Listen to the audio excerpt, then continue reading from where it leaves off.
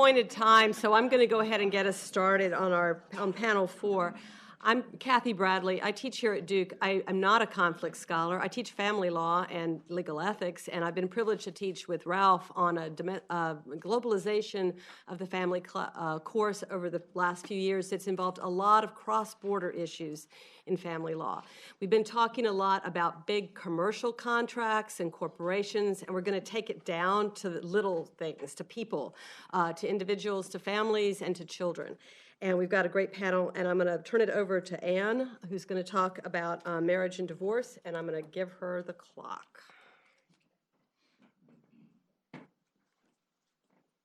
Fair enough. My thanks also to our hosts across the board here. It's fun for me to be visiting in this world of conflicts lawyers. It's not my home country. Let me just start by observing that in family law in general, there's been a sea change since 1971. In the U.S., unilateral no-fault divorce exists everywhere. In the rest of the world, there's enormous liberalization of the grounds and procedures for divorce, and that's cleared away a lot of the weeds. A lot of what was still there in the second restatement was dealing with things like interlocutory divorces, and a lot of that complexity is really gone. But it has opened up some whole new areas that aren't covered in the second restatement. So we have seen a shift toward a much greater use of property division remedies in the place that alimony once occupied. Common law property states have borrowed from community property norms. This idea of a marital partnership has expanded beyond tangible assets that have marketable sort of traits to things like human capital investment and the goodwill in your professional practice. And so most of the action for divorce lawyers these days has to do with those financial consequences, particularly in the property area. These principles do vary somewhat between states. There is still forum shopping that happens, but it's largely on the financial incidents. So with the arrival of pure non-fault divorce, there are no longer the kinds of public policy problems that judges used to find with premarital contracting around the financial consequences of divorce. And so that's brought this whole norm of party autonomy in a big way into family law compared to the situation in 1970. Courts also encourage private dispute resolution through separation agreements. So what Janice Singer called the privatization of family law in a quite detailed paper she published in 1992 is really this sort of new reality. So this will be a major focus of the written version of my paper, partly because there are parallel developments in other countries as well. But it is interesting to me to look at the English analog to observe that while party autonomy is there in a big way with commercial contracts, the practice in the UK with respect to premarital contracting is at a much different place than it is either in the United States or on the continent. So that's a comparative point that may be useful. Another major change in the world since 1971 has been a very rapid change from high rates of marriage and childbirth predominantly within marriage to a world of non-marital cohabitation as a real phenomenon. I think in the property world, there are property law problems that come from non-marital cohabitation that probably have to be considered. I'm not addressing issues regarding parents and children. I'm leaving that to my colleague here. But where non-traditional adult relationships are concerned, and I use that term to mean relationships that weren't common in 1971, at least in the courts and in the case law, there's relatively law available for resolving the disputes of unmarried couples. They often present as contract or property disputes because we don't have institutions like family law institutions to address that. This issue was particularly problematic before the Obergefell decision last year because same-sex couples needed to use those other kinds of vehicles to do some of the work that marriage and divorce law would otherwise do. And here, of course, there are also parallel debates and developments in lots of other countries. Finally, because our focus is on international and comparative questions, another major change since 1971 is the shift in global migration patterns and U.S. immigration laws that have brought a much more diverse population into family courts in countries like the United States. Many more individuals today form and dissolve family relationships across national borders. Despite the converging sort of global trends we see in family law, I think this has probably increased, maybe substantially, the possibility of true conflicts, actual disputes where the laws of different countries point in different directions, because we're not simply talking about common law and civil law traditions, we're talking about African customary law, Hindu law, Sharia-based legal systems. So the conflicts create particularly active disputes in family courts because these are traditions that are lived. They're not just of some academic or anthropological interest.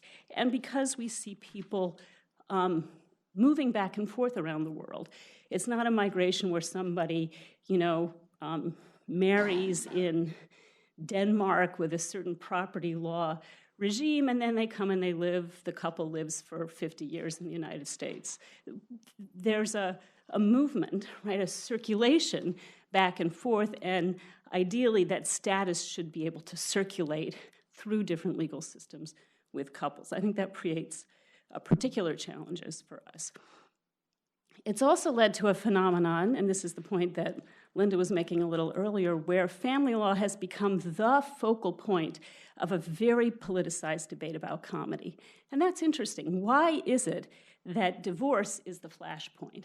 Because in states like Kansas that have anti-foreign law statutes, and there's, 10, I think, at this point, it's specifically targeted to individuals. In North Carolina, your version of this statute is specifically targeted to the divorce context. So I think of this as the new exceptionalism in family law. The old exceptionalism in family law is a rule that says we don't apply personal jurisdiction rules here, right? Back to Pennoyer versus Neff, where we have to come up with some different basis for jurisdiction in family law. We can't let people stipulate to jurisdiction. All of that old complexity to try and restrict divorce, which generates enormous problems we still live with today in terms of the jurisdictional grounds. We wouldn't really need any longer to treat jurisdiction on a completely different basis in family law than other subjects. I think we're stuck with it. I don't really see much way around that. But even though in some ways that sense of exceptionalism may have gone, we have this new idea that the normal rules of comedy somehow shouldn't apply in this context. I do have one suggestion along the lines of those anti-foreign law statutes. I think it may be possible to sort of assimilate it into the general law of comedy to the extent that we say, of course, constitutional norms reflect public policies that courts should be considering in making their comedy determinations. And to a certain extent, that's what statutes like this Kansas statute are saying. I have the text over there, but I think I'll leave that for now. Ralph has urged us to be concrete and practical. What should happen in the new restatement? How should it take account of these changes? What would make it a more effective tool in the context of marriage and divorce? So that's where I'm going to focus. There was a lovely article by the late Hans Bade, published in 1972, that made some useful criticisms of the second restatement family law provisions. He focused especially on marriage recognition questions in international cases. He noted that decisions by immigration authorities, which were not addressed at all in the second restatement, are one very substantial context where marriage recognition becomes important. That's where I find cases for my students on African customary law, for example. Bade pointed out that there are more true conflicts in those international cases. Looking forward, I think analysis of the conflicts could be informed by sources like the Hague Marriage Convention and some norms of international human rights that set some parameters. I think the rules should be attentive to the possibility that marriages in different traditions are not always formalized with a crisp exchange of consent, not always under ideal circumstances. Some of the cases that I know involve a Hmong couple in a refugee camp on the border between Cambodia and Laos, at the end of the Vietnam War. There are predecessor cases in the conflict of laws from other, World War II equivalent situations. I think the much more substantial issue, though, for the new restatement is how to address marriage alternatives, right? Does a state give comity to a registered partnership relationship from another state? There's at least one Massachusetts case where Massachusetts does something like that. There are lots and lots of different civil union registered partnership kinds of statutes, laws, both in the United States and around the world. They have distinct attributes. It's not sort of one thing, the way marriage is one thing. A lot more attention has been paid to this within the European Union, I guess for obvious reasons. There's nothing equivalent to Obergefell at this point. There are very different views about same-sex marriage. But there is a lot of active work on what would be the means for recognizing those registered partnerships across borders. It's not just one of status. There are questions of property rights. This summer, there was a move in the European Union towards a new enhanced cooperation regime with 18 countries to define the jurisdiction and applicable law for the property rights of registered partners. And it's quite clear that this is not about the status. It's not about recognition of the status. It's in order to allow those property rights to be resolved in a cross-border sort of context. The Hague Conference has had a project since the 1980s trying to think about cohabitation and unregistered relationships. Divorce. I said before, I think we're stuck with the doctrine of divisible divorce that comes out of a whole lot of Supreme Court precedent in the 40s and 50s. The questions of jurisdiction and choice of law and recognition of foreign divorces, I think, should be much simpler now, because as a matter of public policy, if either member of a couple can obtain a unilateral no-fault divorce anyway, why would we lose sleep over the conflicts issues that relate to status? The core problems are due process problems. Notice is really important, because if we divide divorce litigation into two proceedings, one involving status, one involving financial incidents, and that's where the jurisdiction law pushes us, then there are risks to the absent spouse in terms of protecting those financial interests in a subsequent proceeding. So that's a particular tricky part that we haven't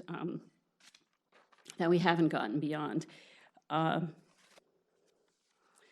The second restatement doesn't even address the question of jurisdiction over equitable distribution matters. It only addresses the question of jurisdiction over support. So I'm just going to tick off a couple of points that I think probably are worth thinking about in thinking about jurisdiction over marital property. The requirement of full personal jurisdiction to adjudicate the financial instance of divorce is tricky for cases involving U.S. citizen couples who are living abroad. So there's a North Carolina case I like, which raises the question of whether a bank account and a driver's license in North Carolina creates enough of a minimum contact to establish jurisdiction to divide the party's property. And the court basically says, in the ordinary case, no, that wouldn't be enough, but there otherwise is no forum in the United States that could take jurisdiction over this divorce. So to what extent do we think that having a forum in the United States for divorce it's almost like that rule of nationality, which I think of as a civil law kind of principle, is like emerging, at least in North Carolina. Subject matter jurisdiction for financial proceedings after a foreign divorce. This is a fairly obscure little bit here. There's a statute in the UK that directly addresses this. What if the spouse, who's the respondent in an ex parte foreign divorce, lives in a state that doesn't give the court subject matter jurisdiction to address the financial incidents of divorce once the divorce is accomplished? There are a few states. It's a not very sensible policy for a state to have in its state laws.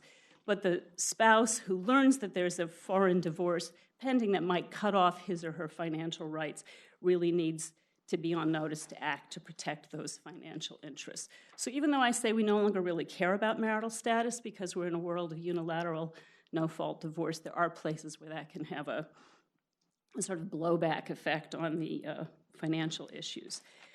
Choice of law, forum shopping for property division rules is still a concern. Tom Oldham has written a whole series of papers on these topics. Recognition of foreign country financial orders is another big subject. So we only have comedy to help us on this front. Statutes like the Uniform Foreign Money Judgments Recognition Act, particularly the new version of it, expressly exclude divorce judgments. When we're talking about spousal support, we have the Uniform Interstate Family Support Act that will allow for cross-border recognition and enforcement of support orders. But we have true conflicts in these areas. We have, for example, systems of religious family law where there is no financial relief for a wife, even though a husband has a unilateral right to divorce. And how courts should think about those kinds of cases, I think that brings us towards, to some extent, there is some policy justification behind statutes like the Kansas foreign law statutes, right? To think about, hopefully in a more nuanced way than those statutes do, at what point is there a public policy backstop that we really think is important to apply? In the context of the larger role for marital contracting, that has really only glancing reference in comments in the second restatement in the property chapter. Courts have turned to 187 and 188, I guess, along with everything else that's made those successful provisions of the restatement. But I just want to observe that here and in Europe, it seems to me that the property lawyers are more concerned to allow party autonomy than the family lawyers. And they often have a different agenda than family lawyers do. The new enhanced cooperation programs approved by the EU this summer include both unmarried registered partners, but also allowing choice of law agreements for the property consequences of matrimonial property regimes, with a little bit of room for choice of court agreements. I think that's also been part of the impetus in the Uniform Law Commission for a move from the Uniform Premarital Agreement Act, which is, I think, from 1983, to a statute that allows for post-marital contracting. It's the estate lawyers, the people who are more concerned about property, who want couples to be able to adjust their property relations. And the family lawyers are more concerned about the confidential relationship of the couple who are entering into this agreement, the risk of overreaching, the risk of exploitation within that contract. Courts in the US, and as I've said even more so in the UK, take a very different view of marital agreements than our colleagues in civil law systems. So we don't have those traditions of notaries preparing authentic instruments which are subject to enforcement without judicial proceedings. Marital agreements, therefore, if they come from a civil law tradition into the United States, are going to trigger public policy concerns, both because marriage is a confidential relationship, but also because the procedural protections that we see as important, disclosure of assets, for example, an opportunity to consult counsel, are likely not there in the French or the German version of a marital property agreement. Some states require review for unconscionability or fairness, both at the time of the contract and at the time of enforcement. And so that's a constraint on party autonomy, again, depending which state you're in. But it's a challenge we have to take on because parties and their marital agreements travel across state and national borders. And for globally moving couples, that might exactly be why they want to have some kind of marital agreement in place, better predictability. On the other hand, new countries, new customs, What do we think about the agreement that was made at the time of the parties' marriage 30 years earlier? There's a California case involving a couple from Egypt where there's a certain legal system in place.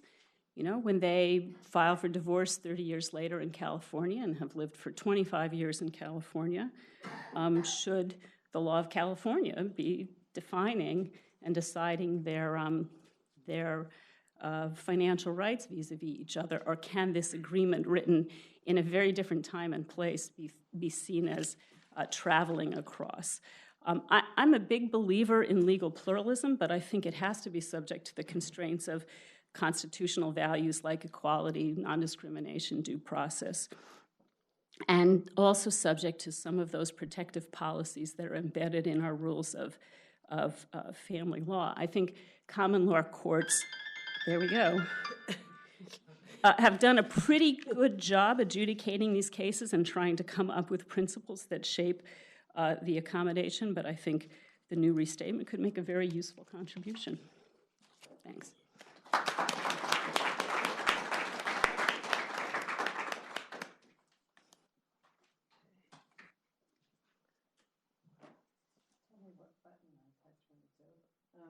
Because I'm not an iPhone person. It'll say stop. Okay. And what you don't do is hit pause. Good morning. I want to thank Ralph Michaels and Duke Journal of Comparative and International Law for inviting me to speak and for the wonderful presentations and discussions both yesterday and today. I'm going to talk about international and cross-border family law cases and why I think they are significantly different from family law that is purely domestic. I want to begin with a disclaimer. I am not an expert on domestic U.S. family law. There are many of you in the room, such as Linda and Ann, who know much more about it than I do. My connection with family law has been more in the context of international treaties and conventions. Can you please use the mic? This is being recorded. Sorry, in regional work in the area, especially when I was first secretary at the Hague Conference. I want to address the question of whether international and cross-border cases are different than purely interstate cases in conflicts of law problems related to children, especially custody and access or visitation. I believe that the international component adds different legal, cultural, religious, and moral values that aren't present, or if so, are less significant in purely domestic cases. Of course, it's possible to have domestic cases where religious issues are raised, but not as frequently. In the international context, often the religious issue is government sanctioned in the sense that it's the personal law and it's part of the law of that country. The family law courts are the religious courts, such as in Jordan or Egypt. One example of the issue is jurisdiction and recognition and enforcement with Islamic countries. Even within the Islamic countries, the means and extent of the permeation of Sharia varies by country, and family law pertaining to the role of women within the family structure in connection with child custody differs from that of the Western tradition, obviously, and from the U.S. In the limited time I have, in light of what's already been said, I just want to focus on three aspects of this question of whether interstate and cross-border cases are the same and ought to be treated the same in the restatement in the area of family law specifically related to children. First, much of this area in the cross-border family law is covered by treaties and regional instruments, domestically by uniform law such as the UCCJEA, the UIFSA, and then there are some federal statutes. Due to the time, I'm going to focus on two Hague conventions, the 1980 Parental Child Abduction Convention and the Hague 1996 Child Protection Convention, and their impact or treatment in U.S. law and on the new restatement. Second, I think that family law, as you've heard, and especially law dealing with custody and visitation, has significant cultural, ethnic, and religious variations. And then third, I'll touch briefly on the interrelated issue in the U.S. of the use of foreign law, which Anne has mentioned, and the importance of which the new restatement has recognized with the draft provisions on proving foreign law. But for my example, I want to look at the anti-Sharia and anti-foreign law cases, particularly the Florida anti-foreign law statute that was designed to deal with family law cases. If I have time, I'll turn back to the question of what role the new restatement can play in helping to continue the harmonization of private international law in cross-border family cases, and whether that role is best served by integrating the cross-border cases with the interstate domestic cases, or whether there ought to be a dual approach. Looking at the question in the context, I think one has to make sure to think about the ease of use of the restatement by courts, judges, and practitioners. So, first aspect, as I said, is the important role currently served by uniform law and international and regional instruments. Today's uniform laws, such as the UCCJEA and UIFSA, UIFSA is the Foreign Maintenance or Support Orders, and treaties such as the 1980 Abduction Convention, the 1993 Hague Intercountry Adoption Convention, and the 2007 Hague Maintenance Convention really permeate the decisions on child support, on adoption, abduction. This is also going to be affected by the signed but not yet ratified 1996 Hague Child Protection. I should say not ratified by the U.S. The convention is in effect in over 41 or 42 countries. And for the U.S., the implementing law would be the 2013 amendments to the UCCJEA plus some sort of federal implementing statute. The Hague Conference is well known for its seminal work, obviously, in the area of cross-border family law, especially in creating structures for international legal cooperation in addressing international child abduction, child protection, cross-border adoption. The modern Hague Family Law Conventions generally set up administrative units for cooperations, the central authority. They encourage amicable resolution and privatizing, for that matter, mediation.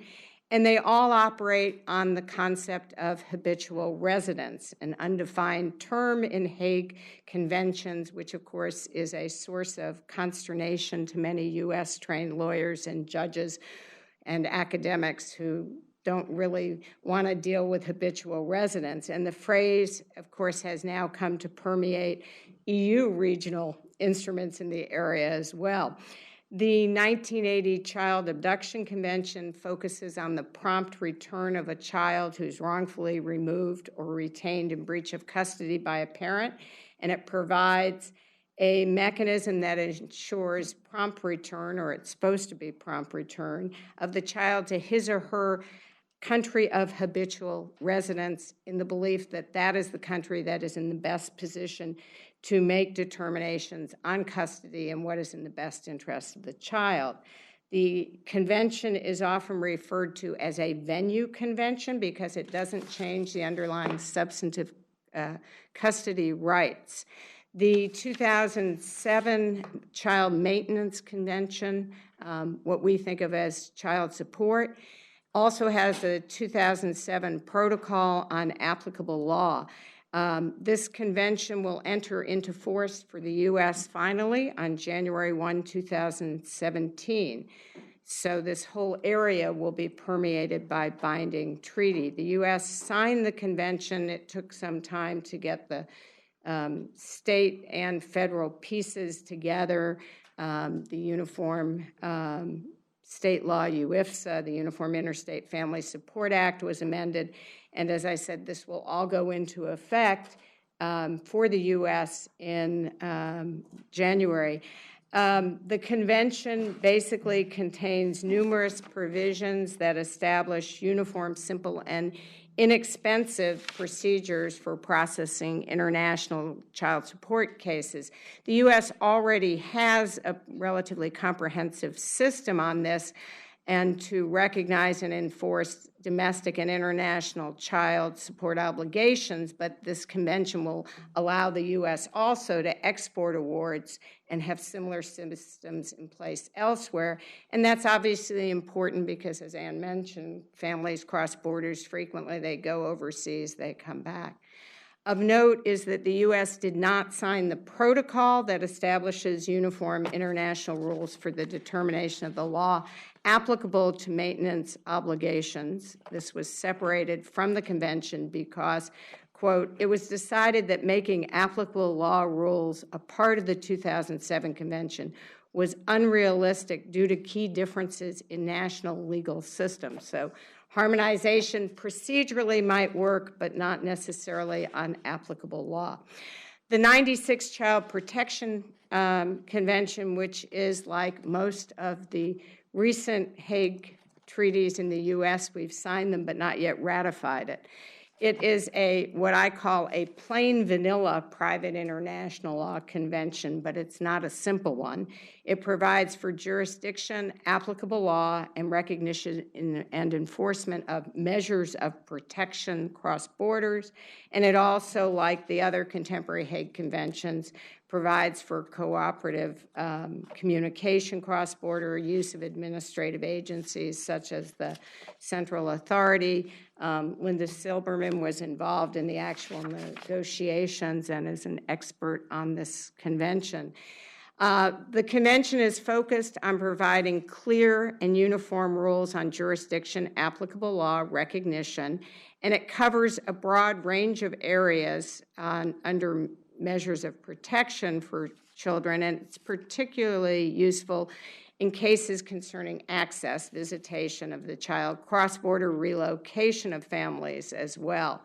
The UCCJEA has been amended to implement the convention in part, but they'll also need, as I mentioned, to be some federal implementing legislation.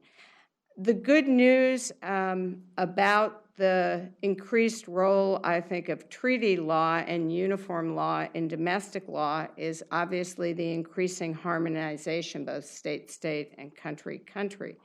But I think it also requires the U.S. law and the restatement to accommodate traditions that are not native to our common law, some of which are obviously civil law and some are foreign religious law, among other things. For example, in the U.S., we generally have continuing jurisdiction.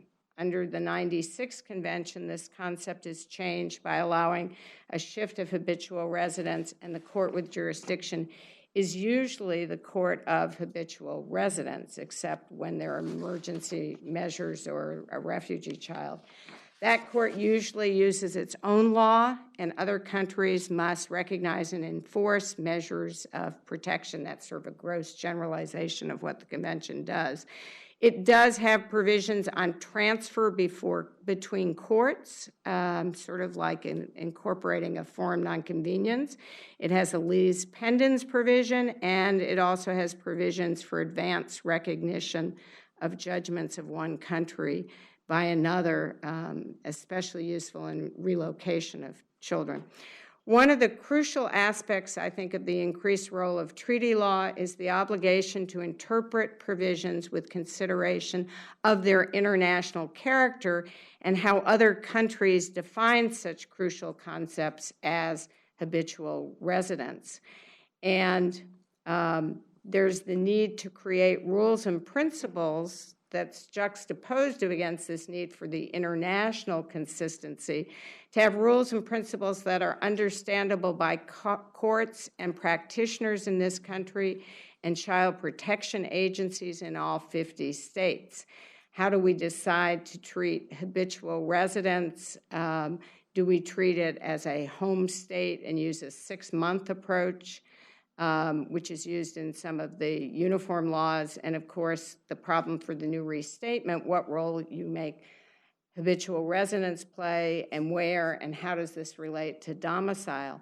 I think the question the sort of overarching theme of how we relate cross-border to purely domestic on one hand and international on the other comes up here in connection with, if you look at where to put cross-border family law and cross-border international child disputes. Do they belong in the current conflicts restatement, or do they belong, let's say, in the restatement of foreign relations fourth? We can begin by looking at what was in the restatement third of foreign relations, in particular section 485, which dealt with recognition and enforcement of custody orders. It considers jurisdiction to modify custody orders and speaks only of habitual residence. It doesn't use the word domicile. I have to say that there are very few cases that have used this. In fact, in the last 15 years, there's been none, and I think there were 2 or 3 before, and it was not from 1987. While this would suggest that courts don't think about the cross-border case as one of foreign relations law, and by the way, I'd even forgotten it was here. Linda Silberman reminded me that it's actually in the foreign relations restatement because most of us don't think about it. But it also may suggest that these cases dealing with custody orders are being handled both primarily by uniform law. And so in the future, that'll be treaty law under the 96 Convention. So maybe, in fact, that all goes to support treating cross-border cases, although separately treating them in the new restatement of conflicts rather than putting them in the restatement of foreign relations law. Although it's comparing apples and oranges, Section 79 of the last restatement of conflicts from 1971 was considering when a state has power to exercise judicial jurisdiction to determine custody, and of course it uses domicile or presence, but doesn't talk, obviously, about habitual residence.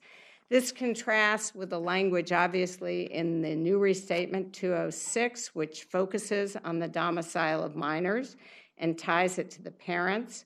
And I think very properly under comment G in discussing rules for resolving child custody disputes, the restatement acknowledges that the rules must yield to more specific statutes and treaties in the cases of conflict.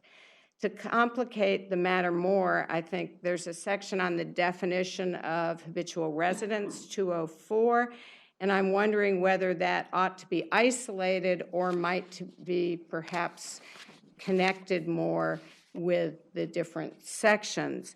From my standpoint, cases that have cross-border elements will often consider habitual residence, and so thus putting habitual residence more in the context of the cross-border cases may help the inexperienced courts and practitioners. That's not my time, though, you know. That must be a text. Oh, habitual residence is also the phrase used in EU instruments and regulations. It's used in Brussels 2A. And it's interesting because the U.S. uniform laws have taken that phrase and made it home state and defined it in terms generally of a 6-month period. But yet, on the other hand, for the 1996 convention, the new 2013 amendments to the UCCJEA use home state, but then they also basically, especially in the international part, actually talk about habitual residence. So this duality, which is the common question, do you treat the international cross-border the same as the domestic, even as an issue there. So I want to move to my second point, which is about the significant cultural, ethnic, and religious variations. The legal systems of really are quantitatively different, I think, in cross-border determinations of family law versus commercial cases, because you have no shared framework for jurisdiction often, and if one looks at the Islamic countries, and I don't really have time to go into it, but at The Hague we did a project called the Malta Process, and there are no shared principles on jurisdiction. And so one really has to strive for something else with child custody and access, and it ends up that you move towards mediation, and you can't really come up with the same shared values. So I think in family law in general, but certainly in custody cases, it's a problem. The 1996 Child Protection Convention, more than the 1980 convention, actually openly embraces this cultural and religious difference. The most obvious example being one of the articles, 33, deals with kafala, which is the Islamic equivalent of adoption. And it was put in because Morocco asked that it be put in at the negotiations. Morocco actually signed the convention right away. Also, Article 10 deals with divorce jurisdiction, and it actually is written in a way that those countries with religious courts can drop it out. The convention itself that gives no role to nationality or religion, but focuses on habitual residence. But it's interesting, the 96 convention, trying to incorporate it, still has not managed to attract Islamic countries other than Morocco to ratify it. Also, I might mention that the Hague Conference, another area where I think this will be a problem is in the area of surrogacy, because they're working on a hard law instrument dealing with cross-border surrogacy. And again, that's one that has significant problems. I will just say that in general, the anti-Sharia law cases are, in fact, somewhat aimed at family law. The Florida statute from 2014 actually created a great deal of upheaval because of that, and it will create more as the 96 convention goes into effect, because you have to look at foreign laws. So I think the issue in family law is to deal with custody, visitation, and do you treat it as part of or separate from the existing cases. And whatever you decide to do can, in fact, if you include it, certainly in this restatement, not the foreign relations one, it will have the impact of helping harmonize family law further. Thank you very much. Good. So I was going to give you the first option. So Laura, I'm sure you do have some questions. Did so you want to? You go. You can go. So I have I guess a conceptual question and a more specific empirical question. The conceptual question is comes from the structure of what the restatement second did in this area, and that is it sort of elevated the question of status. That is the status of being an offspring, the status of being married, et cetera. And all the issues regarding the incidence of this status would flow therefrom. And it was sort of analytically necessary to determine the status question before figuring out the incidence question. And I gathered from your descriptions that may have evolved somewhat.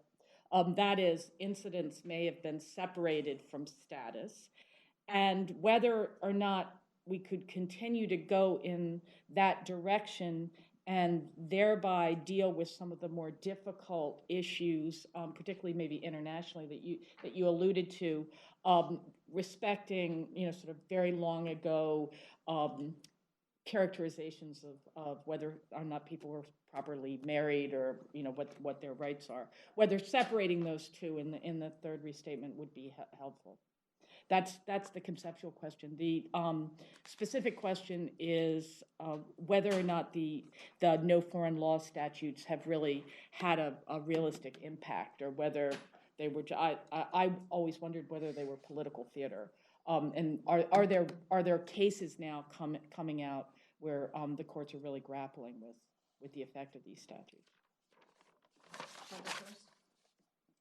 Go ahead. And I'll start with the last question, because after I got the assignment from Ralph, I asked his student research assistant to go look at something I had written on this and tell me if that was out of date. So as of September 10th, there's one unpublished decision from Arizona that this person that my RA found for me, but really not much else under 11 different versions of these statutes. So far, I think there hasn't been much, at least that's come up through case reports. Others of you may have seen developments that I think is a pretty good RA, but I won't vouch for that. You made some reference to Florida. So. Florida had a statute, and it actually was very controversial, and the person who called my attention to it was a Florida judge who is a Hague Network judge, and she was concerned about it. I believe it was toned down.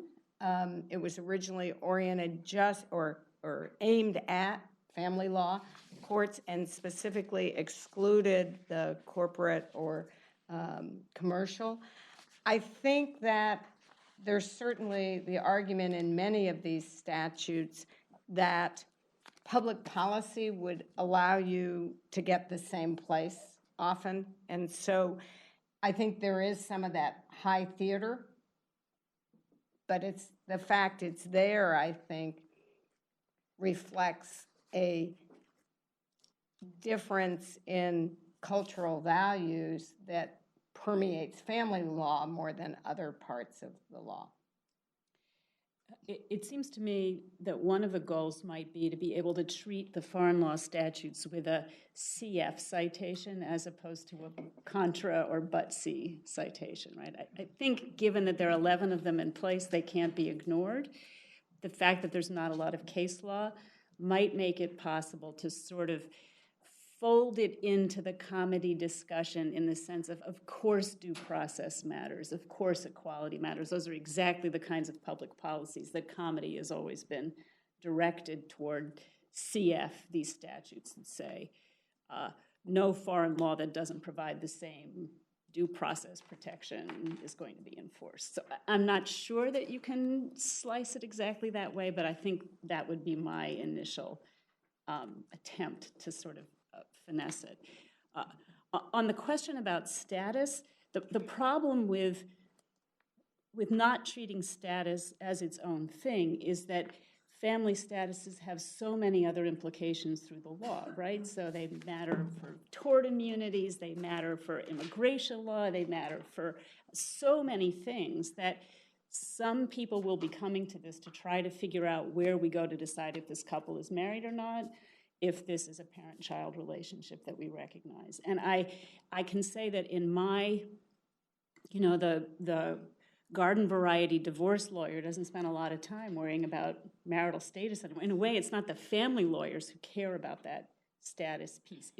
It's everyone else in all those thousands of legal situations where rights and benefits flow from family relationships. So one of the innovations of the second restatement was to say we're not going to treat marital status as all or nothing. We're going to look at it depending on which incident of marriage we're talking about. I think that's still the reality, that there are different contexts in which these issues come up. And it may be hard to avoid having something that really focuses on when is there a marriage that's recognized. No, I wasn't doubting that you need some sort of statement of how to identify status. But I was wondering whether there was a mechanism for example, if you have a polygamous marriage situation and a question of the intestacy rights of some surviving spouses, can you decide the intestacy rights without having to grapple with the difficult question of the validity of the polygamous Yes, the second marriage? restatement does that, I think. I mean, there are a couple. I haven't seen newer cases than the one from like 1940. There's one from Iowa. There's one from California. Those still seem to be the cases, and those are both cases where, for inheritance rights, it doesn't matter that the marriage would not be permitted in this country because that's not the incident that was being... Because I would think that would be particularly useful in the cross-border situation. Right. But I'd add that in the cross-border situation, the status in the other country matters, or it could potentially matter. And I think it's really important that status matters for a variety of incidents. It matters in a lot of different ways. The other thing to pick up on the policy issues and the foreign laws that are in place now. We talked yesterday about how we don't want to use the word like a state's interest, and I think that's a good thing to get away from. But when you're talking about family law issues, states do have interests in ways that they don't in other areas, because the status of parent and child or the status of spouse confers benefits given by the state or by the federal government or by whatever it happens to have. And so the state has, that's why when we talk about marriage, we still talk about it as being both a contract and a status, because of the state being a party to that. And so I like to see getting away from the state's interest, but I think it helps to identify exactly what the state's policy concern is, what it's trying to protect. And there's a risk with the foreign laws that we become very paternalizing, that there's due process issues. There's also a value system that goes into place about how we recognize other laws that comes into play, I think, in a family law setting that doesn't come into play in a commercial law setting. I don't know how or whether the restatement takes account of that or takes account of it in the comments, but I think that makes this, it's why I love teaching family law, but it also makes it complicated in ways that commercial transactions and other kinds of negotiations and things aren't. I was thinking in terms of status, one of the areas to think about in the international cross-border is cross-border surrogacy, because there's a real question of status. And is that how you focus on what to do with cross-border surrogacy? But then you've also got tied up with it sovereignty and citizenship. Because the surrogacy problem is both a parentage. How do we define parentage, right? So the little second restatement provision on legitimacy is one that's going to have to expand enormously. We don't worry about legitimacy in the same way that we used to, but when a parent-child relationship is created is in many ways more complex. Right. And then what citizenship you get from it becomes much more significant. Because it depends on who counts as a parent and where citizenship flows to the child from which parent and in which situation. And some countries where you actually can just register the parentage, and in others where you, of course, have to get a judgment. Yes. I wonder how the restatement will have to deal with a fundamental adaptation problem that is many countries, and that was European tradition, would consider nationality the primary link to trigger family law. And in the common law tradition by the United States, of course, that hasn't made sense in interstate conflict, so we've reverted to domicile. And now in Europe, the trend is generally in terms of towards habitual residence. So we have a mix of definitions, very fundamentally different definitions of connecting factors. So when you take a family law situation from a foreign system in the United States, you're not changing law, you're changing the very link. And that's probably more difficult than in many other areas, because the place of the tort and the place of the negligence and the place of the making of the contract or the breach, that is relatively uniform. We don't have a fundamental discord in here. So I don't know how you're going to deal with that, but it's certainly something that will come up. I mean, if you stick to domicile, you can do that, but then you create inadvertent changes that are more massive than you at first see. So you see that, for example, in cases involving, let's say, a Pakistani couple who have been living, they're permanent, they might even be U.S. citizens as well, but they have Pakistani nationality. And typically, the husband will return and get a divorce in a place where there's no financial consequence where jurisdiction is based on nationality. And in order to get that decree recognized in the United States, the court's going to ask whether the jurisdiction conforms to U.S. notions of due process, and they'll say, no, it's based on nationality.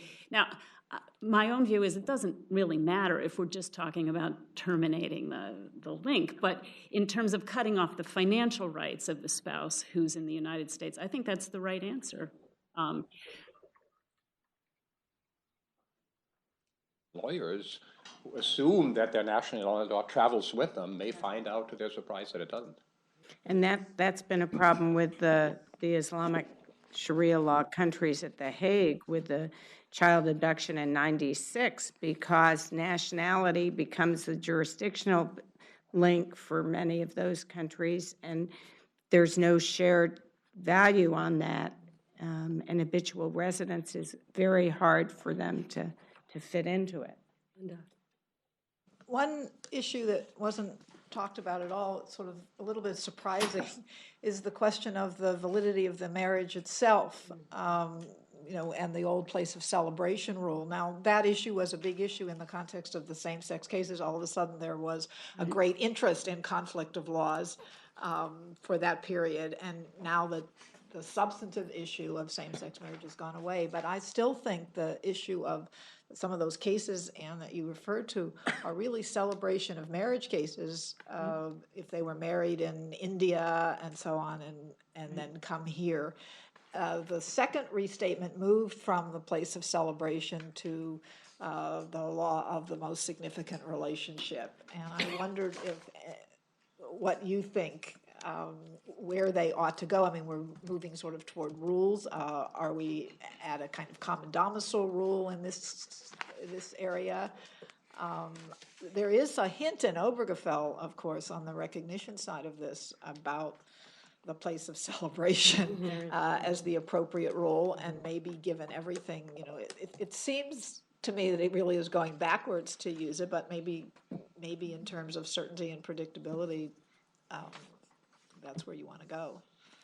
So I read the second restatement as loosening up on the place of celebration rule to the extent that we want to favor matrimony and uphold marriages whenever possible. And I do think one of the really strong policy undercurrents here is that we want people's family status to be as stable as we can. So whether we talk about the parties' expectations or how we frame that, to have limping marriages and divorces is a really serious risk of the level of international movement that we see today. So I think to the extent that the principles even in the second restatement said, if we can validate your marriage under our law, even though it wasn't valid, when you had your pseudo-Jewish destination beach wedding in Mexico, there's one where fairly recently a court said, no, this wasn't a valid marriage under the law of place of celebration. The general trend towards any good reason to uphold the marriage will do, I think, personally, that's the right policy. I was curious what the restatement might do with unmarried couples. Rather to grapple with that. Yeah, and I say that because it's interesting. This is one that the Hague has been looking at for years, but it started getting more attention again starting 2007, and then there wasn't anything done for 4 or 5 years. And one of the major blocking points for further work through those years was the U.S., which, because the Hague Conference Council operates and everything works by consensus, the U.S. didn't want to get involved because of the same-sex marriage cases. And so they would literally even oppose just updating the research. But it's interesting right now, it's getting a little more attention, and the numbers that are affected and doing all the research is so much more significant than, for instance, cross-border surrogacy. It's unclear to me whether there's sufficient law in the U.S. on cohabitation and the like to restate. Right? I understand there's a lot going on in the rest of the world, right. But I'm just not there yet in terms of my knowledge. I think there might be a comment or a footnote in constructive trust. There are places where the remedies are extended to cohabiting partners as opposed to a recognition of status. Yeah, and I'd say it varies a lot state to state still in terms of how it's recognized or where it's recognized. Where there's not a formal mechanism like a domestic partnership or something, which you have it, for example, in the EU, there are a lot more mechanisms like that. And here in the U.S., they had been mostly relegated to same-sex couples. They aren't now where they still exist.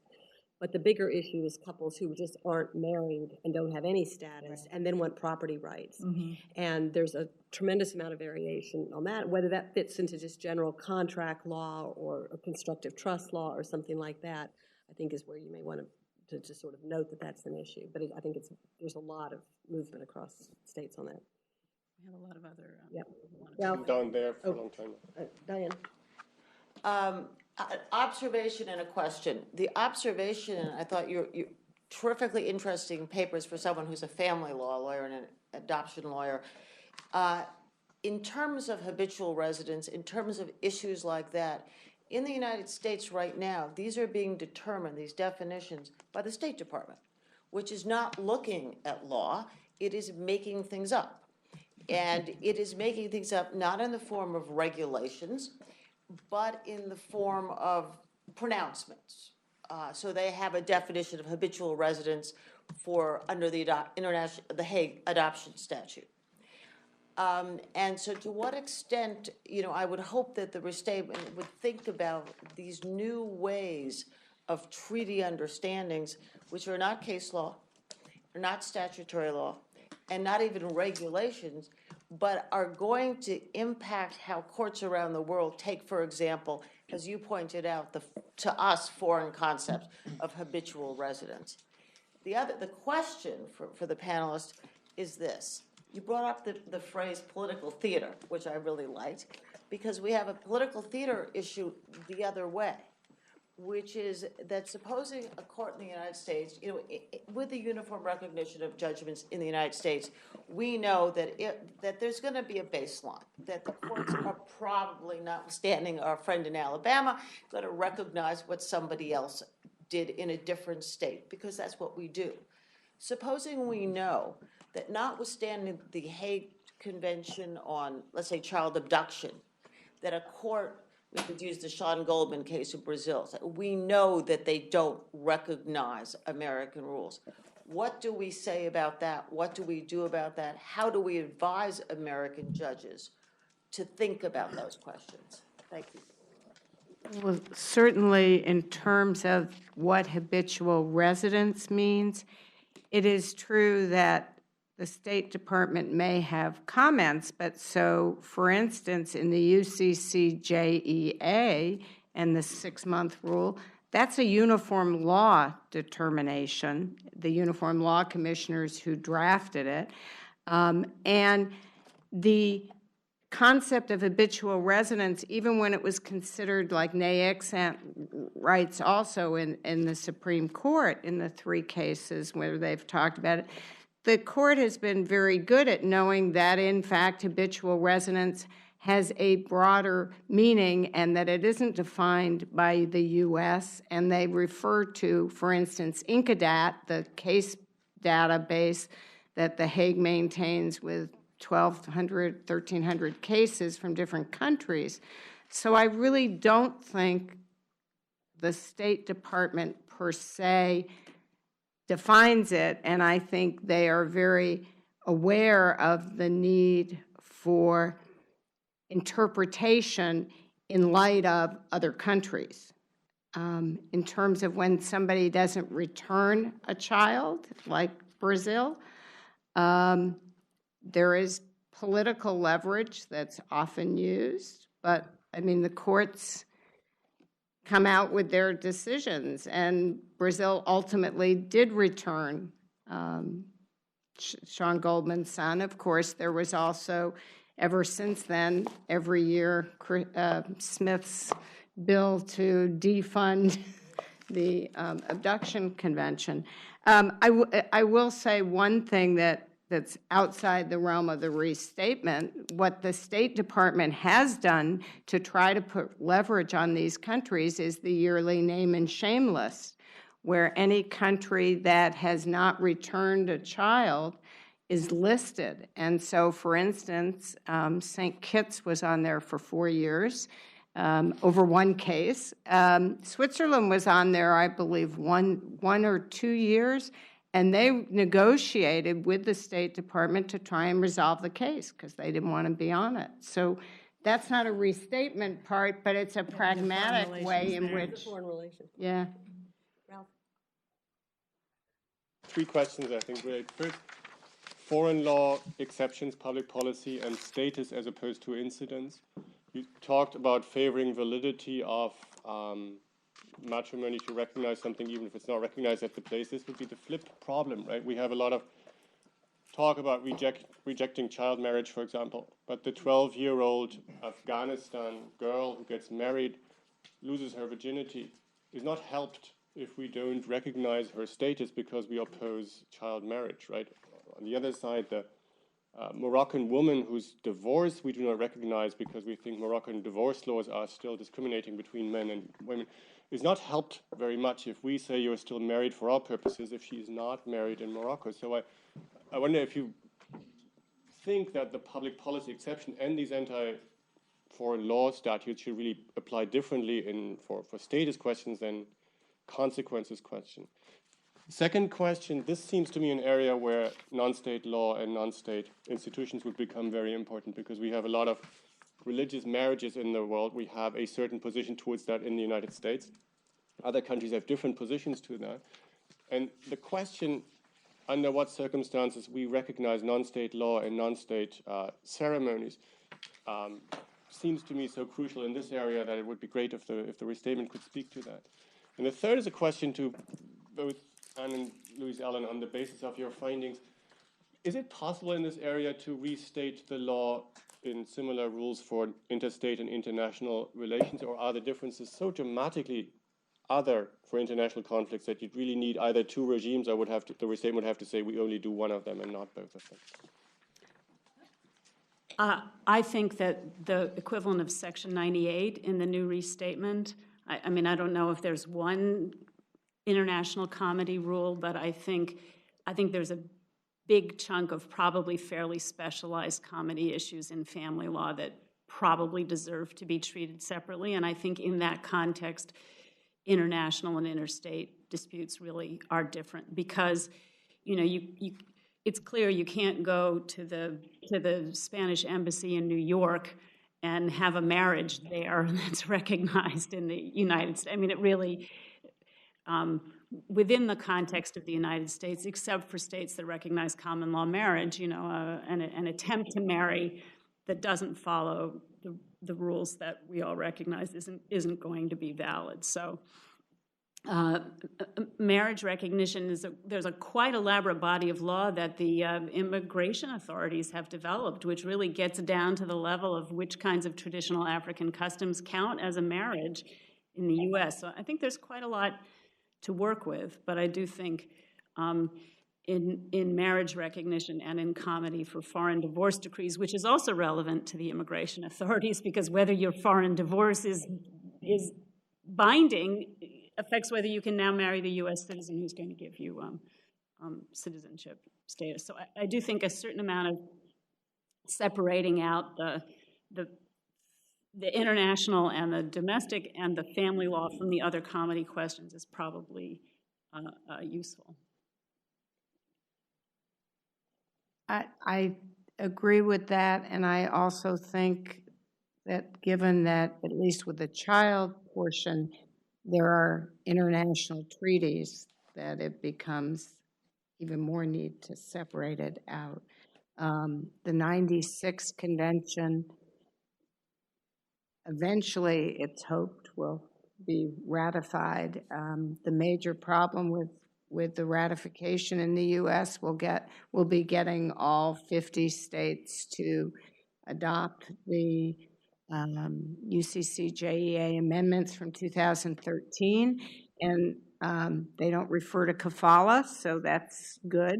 But I think the continuing jurisdiction issue in particular is going to perhaps make it difficult. But the main thing is trying to get all the states to adopt it, where with UIFSA there was a money hook and there isn't one for the 96. It is important that this is now statutory. I mean, so there's a lot less to say from the point of view of a restatement. Every state has either the Uniform Child Custody Jurisdiction Enforcement Act or the predecessor. Massachusetts still has the slightly earlier version.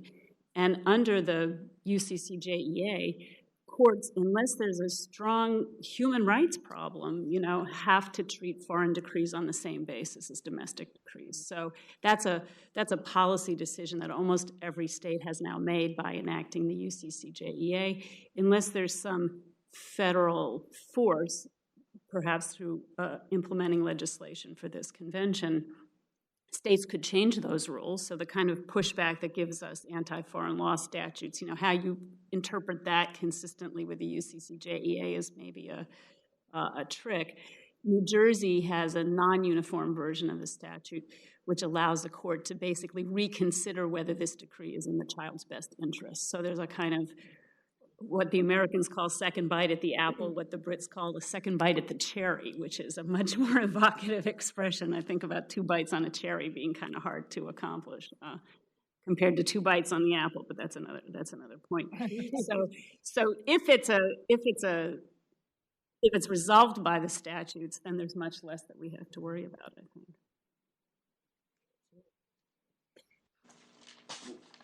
One of the things that has changed so much from the time of the second restatement today is the substantive law of filiation and paternity and so on, but also the social mores that,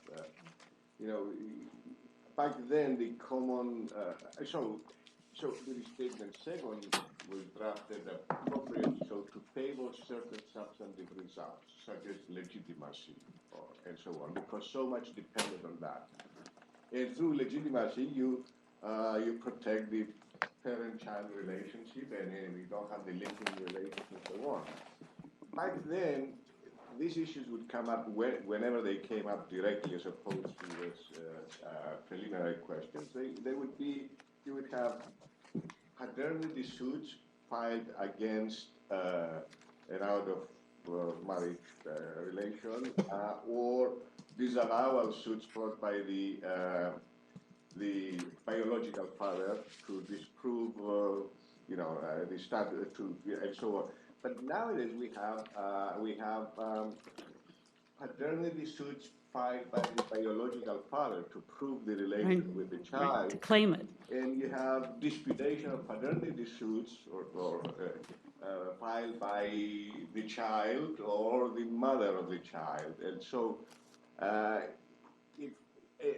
because our morals have changed, there are other values now, the right of each person to prove the real relation as opposed to the legal, technical relation. And so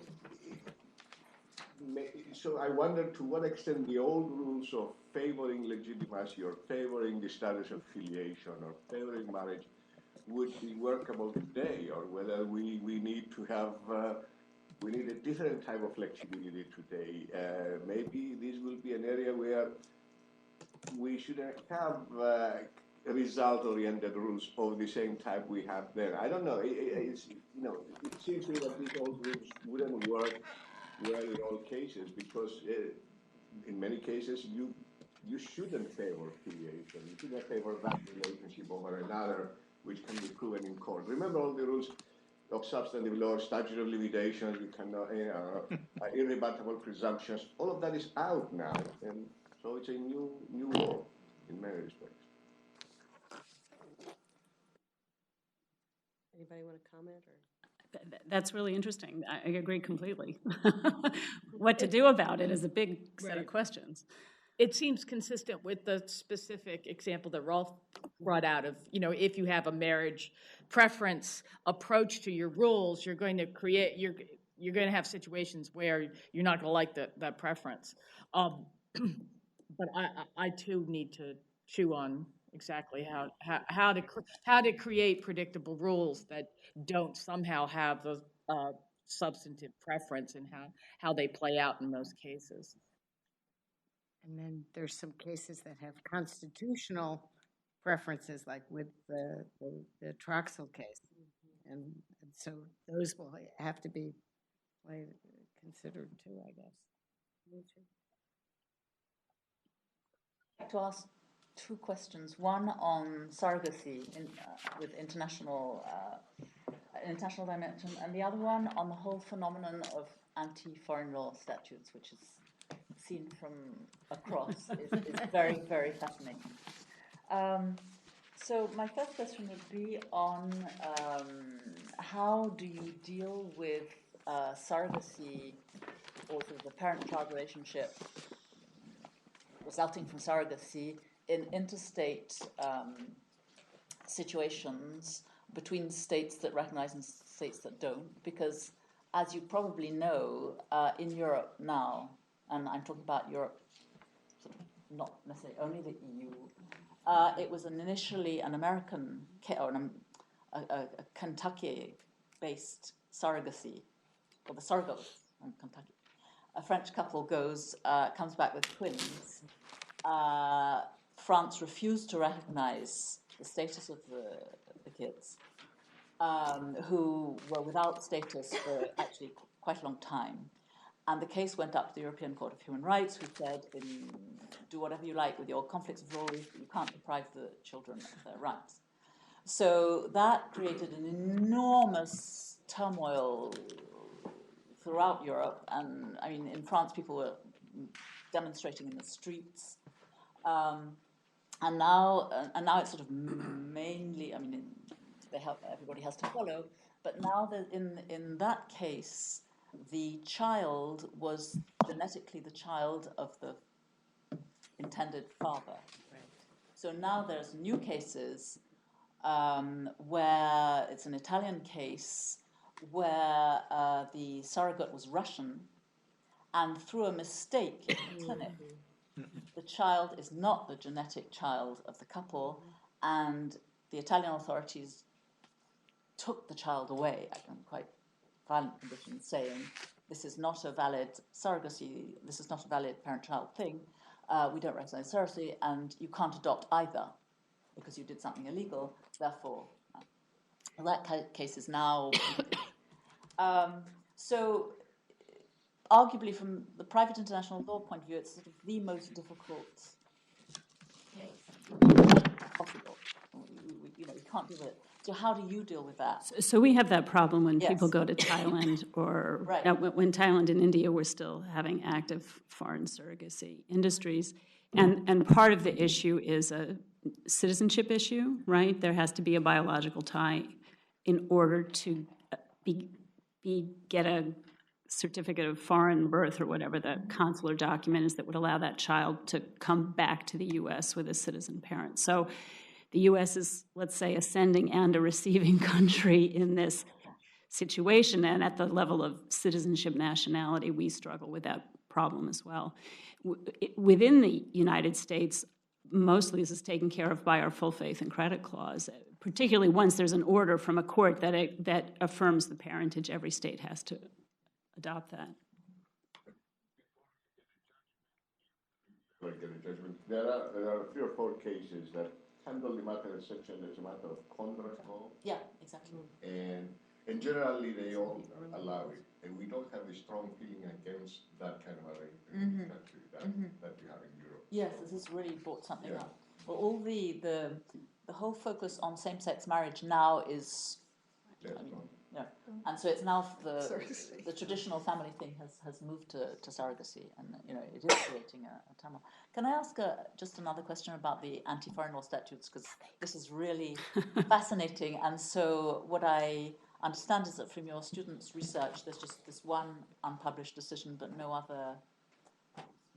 In terms of case authority that turns up in, the databases that we research. For marriage or on anything? No, I think she was looking generally for these statutes. This was the Arizona foreign law statute cited in a case called Peterson versus Boeing Company. Plaintiff was hired by Boeing to work in Saudi Arabia. The employment contract included a forum selection clause stating, quote, the terms and conditions of the employment shall be governed by the laws and customs of the Kingdom of Saudi Arabia.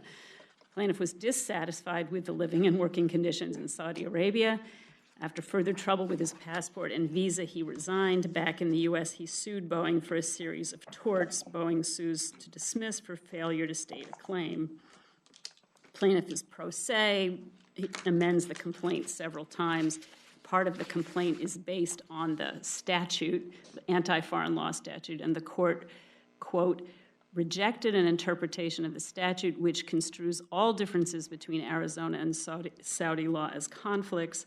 Only differences which deprived plaintiff of a remedy would be considered conflicts warranting application of Arizona law. It's the particular statutory construction to try and get around that problem. So that's not even a family law Not even, yeah. situation. There's the one that was challenged on First Amendment grounds, and An earlier version in Oklahoma was explicitly prohibiting reliance on Sharia law. But here's the Kansas statute. Any court, this has got 6 or 7 subsections. Any court, arbitration, tribunal, or administrative agency ruling or decision shall violate the public policy of this state and be void and unenforceable if the court, arbitration, tribunal, administrative agency bases its rulings or decisions in the matter at issue in whole or in part on any foreign law, legal code, or system that would not grant the parties affected by the ruling or decision the same fundamental liberties, rights, and privileges granted under the United States and Kansas constitutions, including but not limited to equal protection, due process, free exercise of religion, freedom of speech or press, and any right of privacy or marriage. And then it goes specifically into contract choice of law provisions are invalid, jurisdictional selection and forum, inconvenient forum is not valid. And then the last part says, oh, and by the way, it doesn't apply to any business organization, because the local chambers of commerce didn't want this kind of language in the statutes. So I think, construing the statute is a sort of, I don't want it to be my project, but someone at some point is going to have to figure out, saying the same fundamental rights, liberties, and privileges, does that mean literally the same? Because then no other country, no foreign law counts. Or is it a little more capacious in terms of we're looking for equal protection, due process, religious freedom, and only if those foreign laws violate those standards is that going to be a problem? No. Actually, in the foreign judgments area, we've always had, public policy with respect to foreign country judgments, and more recently we have the Speech Act, right, in which the Congress has said, we aren't going to recognize a libel or defamation judgment unless it gives basically as much protection as you have in the United States. So, Anne's original, I thought, comment about this was probably very helpful, which was it fits this public policy story that we've had with respect to foreign country law. I'm talking about judgments, but also foreign country law. And until, something really dramatic happens, that is probably, I think you were just right, that's all. That's the way you ought to try to see it. Did you cover it in the foreign law section then, as opposed to, and make it? it seems that ultimately it would come down, since it's a question about whether that law can apply, it seems more like a choice of law question. The foreign law section kind of takes as a given that already foreign law applies. Public policy is an exception in there, just as it is in foreign country judgments.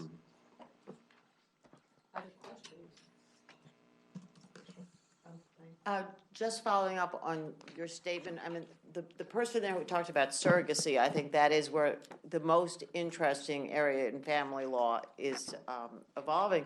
But the State Department has carved out, and again, this is I spent a lot of time dealing with the State Department on these issues, and the State Department has carved out an exception for citizenship.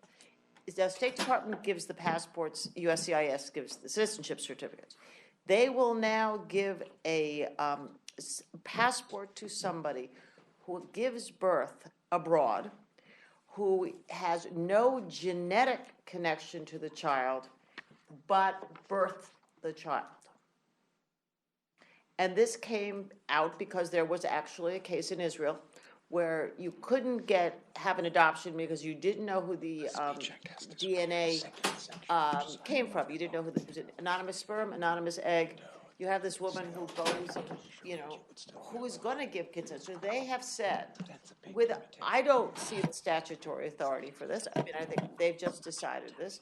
If you have a Hague Convention on Surrogacy, which is what we all talk about at the Quad A and at ARDA, when this will come.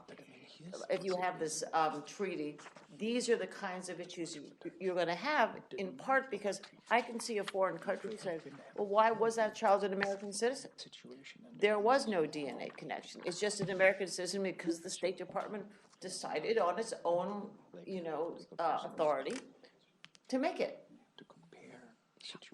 But the old rule that said it had to be a DNA connection was also a State Department rule. The State Department changed its interpretation to include gestation as a type of biological connection, and there's a certain logic to that There's that a I think logic is to it, but other countries would not have, necessarily seen it in the other way. And the old rule, the DNA, obviously grows out of paternity and the law of paternity, and this one does seem to be a break from the past. And it's just showing, my point here is just to show how much surrogacy is going to change so many of our international interpretations, in part because we have these treaties, which the United States has very, sort of ambiguous relationships with.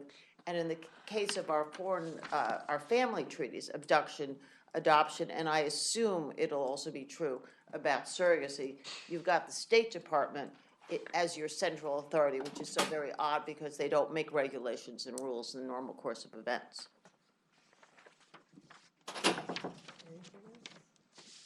Thank you guys for great discussion.